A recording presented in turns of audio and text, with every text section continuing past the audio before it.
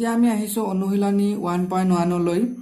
অনুশীলনী 1.1 2 নম্বৰ অংকটো আজি আলোচনা কৰিম দেখুৱা যে যিকোনো যোগাত্মক অযুগ্ম অখণ্ড সংখ্যাই ইয়াত যোগাত্মক অযুগ্ম অখণ্ড সংখ্যা বুলি কৈছে 6 কিউব প্লাস 1 বা 6 কিউব প্লাস 3 বা 6 কিউব প্লাস 5 আৰ্হিত যত আৰ্হিৰ এইবিলাক সংখ্যা যত কিউ এটা কোনোবা অখণ্ড সংখ্যা যদি কিউ টু অখণ্ড সংখ্যা হয় এইবিলাক এইখিনি আৰ্হিৰ যোগাত্মক অযুগ্ম অখণ্ড সংখ্যা বুলি আমাক দেখুৱাব লাগে কি কৰিলো মই এইখিনি বস্তু প্ৰথম লিখি লৈছো কাৰণ ভিডিওটো দীঘলীয়া কৰিব ইচ্ছা নাই ধৰা হল স্মল এ যিকোনো যোগাত্মক অখণ্ড সংখ্যা আমি এটা স্মল এ যিকোনো যোগাত্মক অখণ্ড সংখ্যা বুলি ধৰি লৈছো আৰু b সমান 6 b ৰ মানটো 6 দিয়াই আছে আমি যদি ইউক্লিডৰ যেটো এলগৰিথম এই এলগৰিথমত যদি যাও তেতিয়া আমি b সমান সেই আৰ্হিটোত 6 পাম এতিয়া ইউক্লিডৰ বিভাজন কলন বিধিটো লৈ আহিলো ইউক্লিডৰ বিভাজন কলন বিধিৰ পৰা a সমান b কিউ প্লাস r এই বিধিটো আমি সকলোৱে জানো এই বিধিটো মতে b আমি 6 লিখিছো তাৰ পিছত a সমান b কিউ প্লাস যদি r হয় r টোৰ ভ্যালু আমি কি পাব পাৰো আমি জানো r হত r 0 কৰি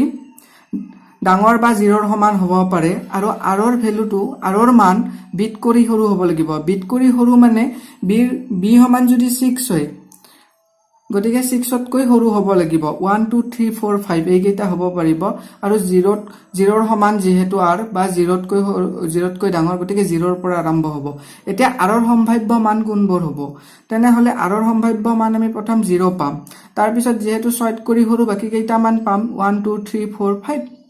এইকেইটা হৈছে r ৰ সম্ভাৱ্য মান যেতিয়া r 0 হয় যদি আমি এই বিধিটোত r ৰ মানটো 0 বহুৱাই দিম কি পাম যে a সমান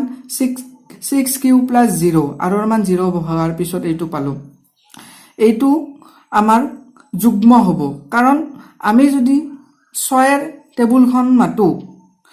অৰ্থাৎ 6 ৰ নিয়তাখন মাতো 6 গুণ 6 6 2 গুণ 12 6 3 গুণ 18 6 4 গুণ 24 এনেদৰে আমি পাই গৈ থাকিম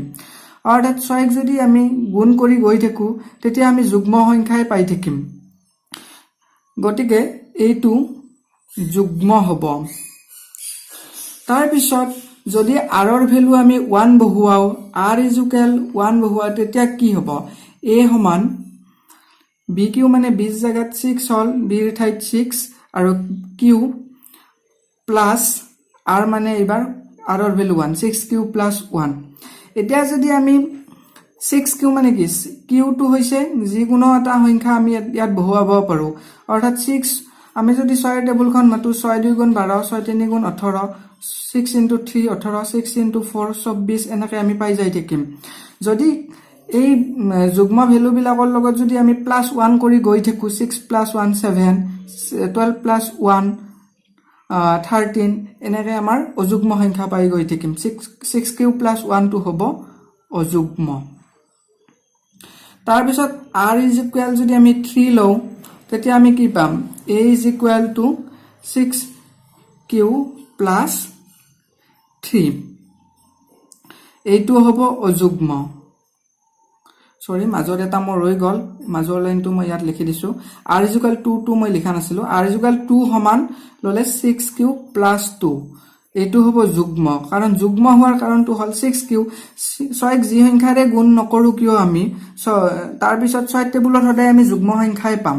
6 নিয়তাখনত আমি সদায় যুগ্মই পাম 6 2 গুণ 12 6 3 গুণ 18 সদায় যুগ্মই পাম 6 যি সংখ্যাৰে গুণ নকৰিলেও তাৰ পিছত গুণ কৰাৰ পিছত যদি আমি 2 প্লাস কৰো আকৌ যুগ্ম সংখ্যাই পাম আমি 6 2 গুণ 12 12 যোগ 2 14 হ'ব 6 3 গুণ 18 18 যোগ 2 20 হ'ব এনেকৈ পাম গতিকে এইটো যুগ্ম পাম আমি এৰ ভ্যালুটো এৰ মান বিলাক তাৰ পিছত এতিয়া r 4 টো লিখা নাই r 4 r যদি 4 হয় তেতিয়া হ'ব 6 কিউ প্লাস 4 গতিকে এইটো কি হ'ব যে যদি আমি 6 ৰ লগত 4 যোগ কৰো 10 হ'ব 12 ৰ লগত যদি 4 যোগ কৰো 16 হ'ব 18 ৰ লগত 4 যোগ কৰিলে 22 হ'ব অৰ্থাৎ ইয়াতে যদি আমাৰ যেটো r ৰ মানটো অৰ্থাৎ ৰিমাইন্ডাৰ মানে হৈছে ভাগশেষটো যদি যুগ্ম সংখ্যা হয় তেতিয়া এইকেইটা যুগ্মই হ'ব এৰ ভ্যালুটো r is equal to 5 ললে কি হ'ব a is equal to 6q plus 5 এটো অযুগ্ম হ'ব 4 যোগ কৰোতে যদি যুগ্ম হৈছে 5 যোগ কৰোতে অযুগ্ম হ'ব 6 পাছে 11 12 পাছে 17 18 পাছে 23 এনেকৈ আমি অযুগ্ম পাম তাৰমানে ইয়াৰ পৰা প্ৰমাণ হল যে 6q plus 1 ৰ ক্ষেত্ৰত অযুগ্ম পালো এটো আমাক উলিয়াব দিছিল অযুগ্ম বুলি দেখাব দিছিল অযুগ্ম অখণ্ড সংখ্যাই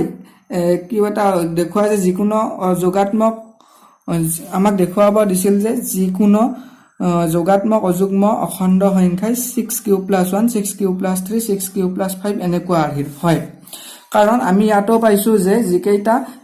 আঢ়ি আমাক দিয়া আছে সেই গটেকেইটা ইয়াত অযুগ্ম আছে গতিকে এনেকুৱা আঢ়িৰ বিলাক আমি অযুগ্মই পাম এনেদৰে আমি যিমান কৰি গলে আমি অযুগ্মই পাম গতিকে এটো আমাৰ দেখুৱা হল